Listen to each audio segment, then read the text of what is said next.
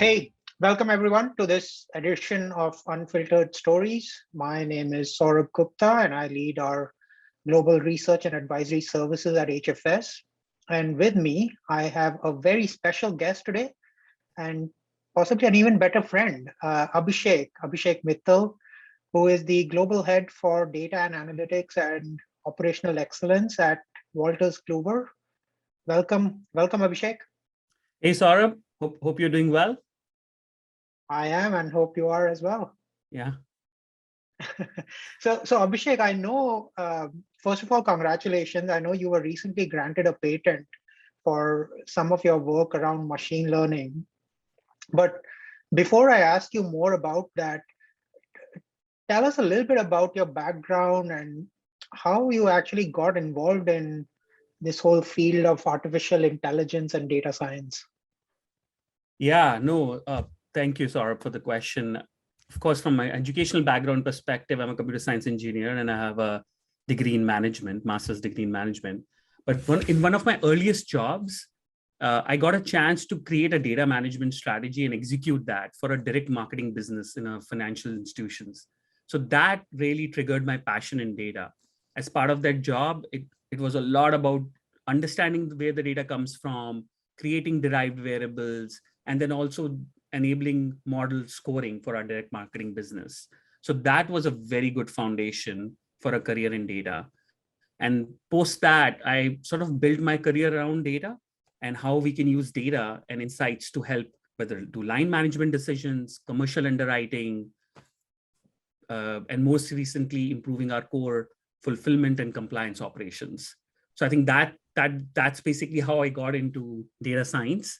It was more about and the key learning that I've had is whether it's if you have to build a good model, you have to understand the data first, right? And what behavior it's capturing. Because if you know that, you can build the right features, and then building the model is actually a very simple technical process. But understanding the data and what's it telling you, I think that's a very unique insight. And if you have that, you could be a good data scientist, in my view. Yeah, no, we've been talking to our clients and we just say data is your strategy now. If you don't have control over your data, then I think everything else sort of starts to fall apart around it. So tell me a little bit more about this patent, and what's the business problem that you were trying to solve? This sounds pretty exciting. Yeah. So one of our businesses is it helps customers meet their legal spend management. So we provide a legal and matter management platform. So billions of dollars of legal spend goes through these platforms. So all the major corporations in US, they manage their outside counsel spend through this platform. So of course, the platform has provided a lot of efficiencies and they've converted the paper processes into digital over the last 20 years. But there was one big pain point which the customers had, which is how do we know that this spend which is going through is compliant? And typically in the past, people have used rules engines or manual review of sample data to identify the compliance. The challenge with those processes or those techniques were they're not scalable or they were not that effective, right? So this problem came to us about a few years ago, and we said this is a perfect use case for AI. There's a lot of volume of data, and it is also historically labeled data. So we can build some supervised machine learning algorithms by studying the historical patterns. So that's what we did. We leveraged our data that we had in our platforms, nearly $150 billion of legal spend, as well as our domain expertise in this space, and then the data science expertise to build a recommendation engine model, which basically predicts for each invoice line whether this spend is compliant as per the guidelines of the customers or not. And it identifies the compliance reason, and it also recommends to our law firms what action they need to make it compliant. So that created an immense value for the entire chain. And I think we've done this for nearly 5 years now, and it has created millions of dollars of savings and compliance opportunities for our customers.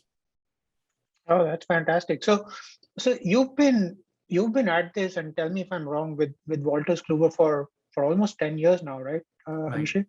Right. How's that been? Within those 10 years, what do you think were your top 2 or 3 biggest achievements for not just for you personally, but for your group? Tell us a little bit more about this whole journey.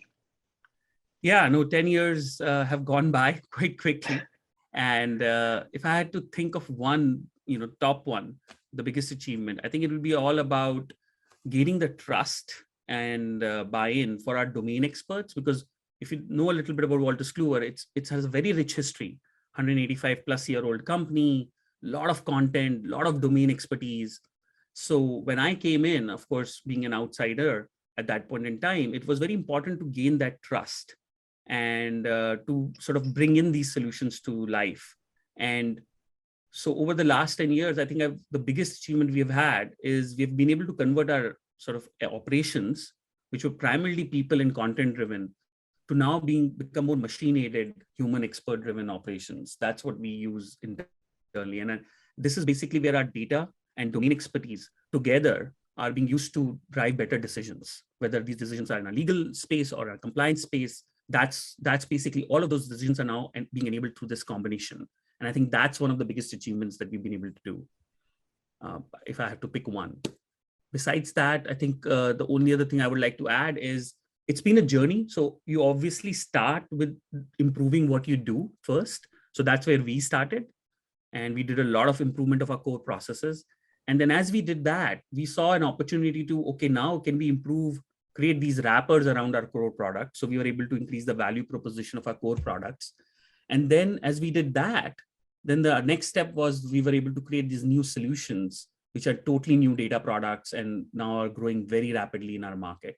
So I think it's been a very good journey from starting with improve to wrap to then create of new solutions. So that's been the journey and we are still on it. So I'm sure it won't be a piece of cake, right? There will be, there are so many issues, not just technological issues, but you talked about something on gaining trust internally, but also I'm sure you would have had to gain trust externally with your clients and customers.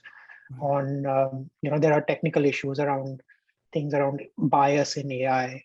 There are should we actually do this or not from a customer? There's always a risk perception of this, and then even from an employee perspective, you mentioned that you're a 185-year-old company and you've been doing things in a way, and now suddenly here's this new data science guy who's coming in and changing everything.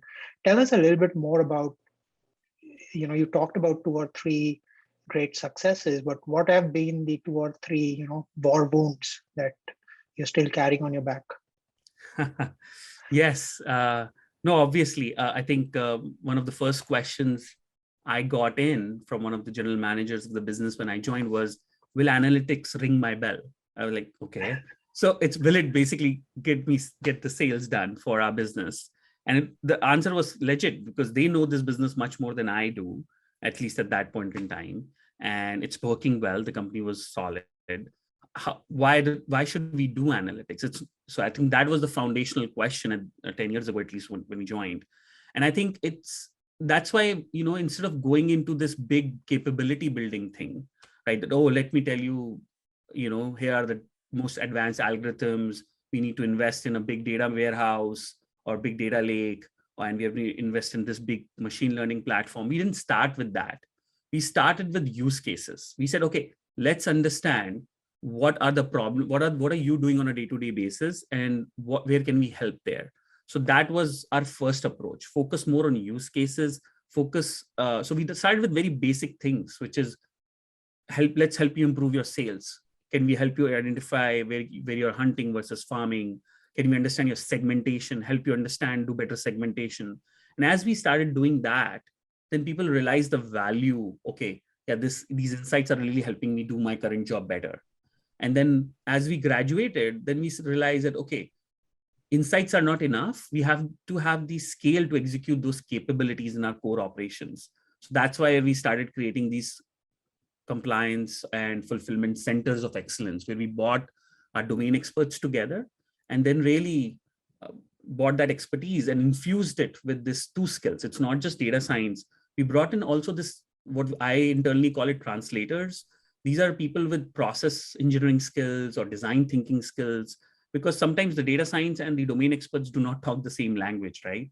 And that infusion was important. So we brought these translators, people who could really look at a process, identify what are the pain points, what are the opportunity areas, and really bring these three skills together. I think that really helped us, right? Bringing these three skills together to then create a perfect solution, right? Because otherwise the data scientists are talking a very different language than the domain experts are. So I think some of those things really helped us to bring change management.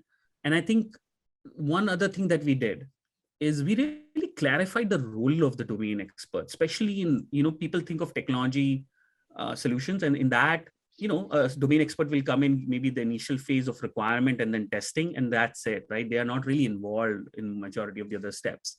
But in a AI and a data science problem, the domain experts are actually right there from the beginning, right? Because we need their help in labeling the data, understanding the sort of when the model gets scored in the validation side, and more importantly, when the model is in production on a regular basis, that feedback to improve the model, the domain experts plays a very important role. So what we did was we created these combined teams of where the digital, also data scientists and the domain experts are actually part of the same organization with joint accountabilities. I think that really helped, because the domain experts didn't feel that this is a change being to them. They actually felt the change is being driven by them. And I think that really helped in the long run. Initially, we didn't do that, and we quickly pivoted to make sure that that happens. Oh, that's great. So let's look beyond Wolters Kluwer for a minute, Abhishek. And we've been talking about machine learning and deep learning and artificial intelligence in practically every conversation, right? I call it the buzzword bingo, right? There's no conversation where you don't have these things thrown around. Right. And you've been at it for more than 10 years, right? And do you think AI as a technology has delivered on its expectations, and why or why not? Yeah, Saurabh, you're perfectly right. There's a lot of popular press and has created inflated perceptions, at least if not expectations, on what AI can do, right? It's like the magic wand. And I feel it's all about, the use case, right? What expectations you're setting, what problems you're selecting for AI. Because if you are, for example, thinking that in my space, I will talk about, let's say we have like hundreds of contracts or thousands of contracts, and you want AI to process all these different types of contracts, extract 70 fields from each contract, which are written in different language, different formats, and then have 100% accuracy for each of those fields.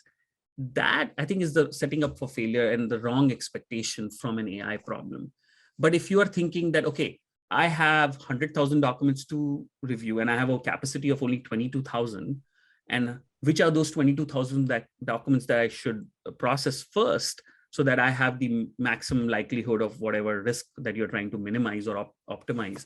That's a very good use case for AI, because that can really help AI. That's where AI can, give you superior results. Things that have that kind of prioritization in our space. I think in my experience, the challenge has been that there's so much popular press. People think AI can do a lot of things. And as data scientists or leaders for data teams, it's very important to actually actively first talk about the problem and which problems it can work. Because extreme examples is people are doing 20 transactions a day and they want to do AI. It's not worth if you're doing 20 transactions a day and use AI, right? It's a statistical process. There are obviously going to be errors. So I think that education and awareness with your business partners is key to make sure that the perceptions and expectations are set properly. Yeah. So that's what. Now, Abhishek, I think this was a fantastic conversation. But before I let you go, what's next for you, right? What are you currently working on? What should we expect in the next 1 or 2 years? Yeah, no. So our biggest strategy is to, as I said, continue scaling our machine-aided expert-based solutions. And then the other thing that we do is growing our expert solutions. So let me define a little bit of what expert solutions is. Expert solutions for us is to provide actionable outcomes to our customers using our content, domain expertise, and technical skills. So that's something that we want to do more and more of, and we have started, but there's a lot more opportunities to do in that space. And besides that, yeah, that's we are doing a lot of interesting work in regulatory obligation management space for our financial customers. So that's very interesting. But overall, if I have to say in like 3 words, grow expert solutions. No, that's great, Abhishek. I think your insights were very, very practical. And I think that's what sometimes is, at least in my opinion, is missing in the narrative today, is that we keep talking about technology, but we miss the people, process, culture elements of it. And you remember with the oldest competency framework that we learned in our high school was people, process, Right. technology, right? Right. And those were 3 circles that that sort of intersected in a Venn diagram. And what I remember is those 3 circles were equal, right? And what has happened over the last decade is that a technology bubble has become so big that we've forgotten a little bit about the people and process. And I think your conversation sort of tried to bring an equilibrium to those 3. So that was really good. So thanks a lot again for your time, Abhishek, and wish you all the best. Thank you, sir.